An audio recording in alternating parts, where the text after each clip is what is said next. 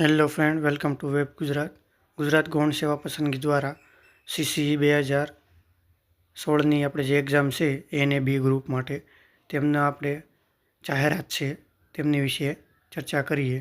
તો કયા કયા વિભાગમાં એટલે એ ગ્રુપની અંદર કઈ કઈ જગ્યાએ કેટલી જગ્યાઓ ખાલી છે તે આપણે સ્ક્રીનમાં જોઈ શકીએ છીએ. અનામત, બિન અનામત, પછી અલગ અલગ જાતિ દર્શાવેલી છે. અનુસૂચિત જાતિ, અનુસૂચિત જનજાતિ, પછી બિન અનામત જેમાં કેટલી કેટલી જગ્યાઓ છે, પછી કયા કયા ક્લાર્કની છે, હેડ ક્લાર્કનું આપણને ખ્યાલ છે, કયા કયા વિભાગની અંદર જગ્યા ખાલી છે તે પણ આપણે સ્ક્રીન ઉપર જોઈ શકીએ છીએ. કચેરીઓ કઈ કઈ છે તે પણ આપણે દર્શાવેલું છે સ્ક્રીનની અંદર. કયા કયા વિભાગની અંદર છે તે વિભાગના નામ પણ આપણે સ્ક્રીન ઉપર જોઈ શકીએ છીએ. અને કયું ગ્રુપ છે તો કે એ ગ્રુપ. તો એ ગ્રુપની અંદર જે હોય તેને 2 પરીક્ષા MCQ મુજબની જે દેવાની હોય છે તે પરીક્ષાનું આપણે ખ્યાલ પડે. પછી B ગ્રુપવાળા હોય બરાબર, તેને બંને એક્ઝામ MCQ સ્વરૂપે આવશે. એ ગ્રુપવાળાને પહેલી એક્ઝામ છે તે MCQ અને બીજી એક્ઝામ લેખિત આવશે, જે આપણે મેન્સ એક્ઝામ કહીએ છીએ. પછી ગ્રુપ B છે તો જુનિયર ક્લાર્કની જેટલી ભરતી છે તે દર્શાવેલી છે આપણે સ્ક્રીન ઉપર. તેની અંદર એ વિભાગ, ગ્રુપને જે કાંઈ છે ખાતાનું નામ, કચેરીનું નામ તે આપણે દેખાય છે. પછી બિન અનામત, અનામત તેની જગ્યાઓ છે B વિભાગમાં તે આપણે સ્ક્રીન પર જોઈ શકીએ છીએ. બધી અલગ અલગ કાસ્ટ મુજબ કઈ જગ્યા કેમાં ખાલી છે તે. એ દિવ્યાંગનો પ્રકાર છે તો એમાં પણ જગ્યાઓ ખાલી હોય છે આપણે, તો તે લોકો એમાં પણ ફોર્મ ભરી શકે છે. આ ગ્રુપ B માટેનું છે, જો સ્ક્રીન ઉપર આવે છે તે. એમાં જુનિયર ક્લાર્કની જગ્યાઓ છે.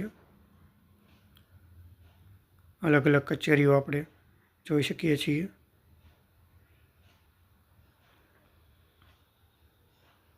વિભાગ પણ છે, કયા કયા વિભાગમાં આવે તે વિભાગની અંદર અલગ અલગ કુલ કેટલી જગ્યાઓ છે તે પણ દર્શાવીએ. તો B વિભાગમાં 3005 જગ્યાઓ છે. પછી અમુક જાહેરાત આપેલી છે ગૌણ સેવા પસંદગી દ્વારા. પછી જે વય મર્યાદા છે તે પણ દર્શાવેલી છે આપણે, કયા કેટેગરીની અંદર કેટલી કેટલી છૂટછાટ આપવામાં આવી છે. પછી પગાર ધોરણ શું રહેશે તેની માહિતી પણ આપેલી છે. પછી હેડ ક્લાર્ક, જુનિયર ક્લાર્ક તે બધામાં કેટલા પગાર હોય તેની પણ માહિતી છે. પછી બીજી અમુક બેઝિક સૂચનાઓ જે કાંઈ હોય, ફોર્મ કઈ રીતના ભરવું તે પણ દર્શાવેલું છે. પછી શૈક્ષણિક લાયકાત કેટલી હોવી જોઈએ, બરાબર. કોમ્પ્યુટરનું જ્ઞાન પણ ફરજિયાત છે. તેમાં CCCનું સર્ટિફિકેટ પણ ચાલે છે, માન્ય ગણવામાં આવે છે. વિધવા ઉમેરો હોય તેના માટેના નિયમો છે. રમતગમત ક્ષેત્રે કોઈ પણ મેળવેલું હોય રાજ્ય કક્ષાનું તો તેમાં પણ ગુણ મળે છે. પછી અભ્યાસ, પછી કોમ્પ્યુટરની માહિતી, પછી અરજી કેવી રીતના કરવી તેનું પણ OJS ઉપર સાઇટ જઈને જે કાંઈ ફોર્મ ભરવાનું છે, રજિસ્ટ્રેશન કરવાનું, તે પણ બધી માહિતી દર્શાવેલી છે સ્ક્રીન ઉપર. તે મુજબ આપણે જાતે ઘરે ફોર્મ ભરી શકીએ છીએ. સંપૂર્ણ માહિતી આપેલી છે. વાંધા અરજીઓ છે તેમની પણ, અને પરીક્ષા ફી છે જે બિન અનામત માટે 500 અને અનામત માટે 400 રૂપિયા, તેની પણ માહિતી આપણે જોઈ શકીએ છીએ.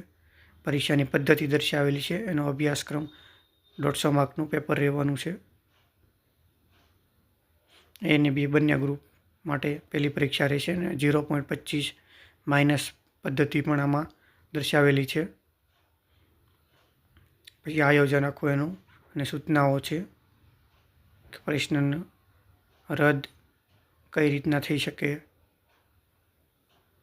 પછી કોઈ પણ ભંગ કર્યો હોય નિયમનો તેના માટે જે કાંઈ કાનૂની કાર્યવાહી છે તે પણ થઈ શકે છે.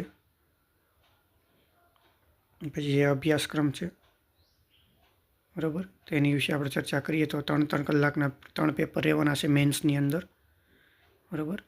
તો એની માહિતી આપણે દર્શાવેલી છે કે એમાંથી કેટલા ગુણ મેળવવાના રહેશે. ગુજરાતીનું, અંગ્રેજીનું એ બધા અલગ અલગ પેપર રહેશે. કે એમાં કયું કયું લખવાનું આવશે. પછી જનરલ સ્ટડીઝ આવશે તો એની અંદરનું પણ એક પેપર રહેશે. એ 3 પેપર આપણે 3 કલાકના રહેશે અને કુલ ગુણ આપણે એને જોઈએ તો 100 માર્કનું રહેશે. ગુજરાતી મીડિયમ, અંગ્રેજી મીડિયમ બંને મીડિયમ માટે અલગ અલગ રહેશે પેપર. કેટેગરી મુજબ કયા કયા કે માર્ક છે. સાયન્સના, ટેકનોલોજી તો 10 માર્ક, એવી રીતના અલગ અલગ વિષયના માર્ક દર્શાવેલા છે અને એનો અભ્યાસક્રમ આપણે સ્ક્રીનમાં જોઈ શકીએ છીએ.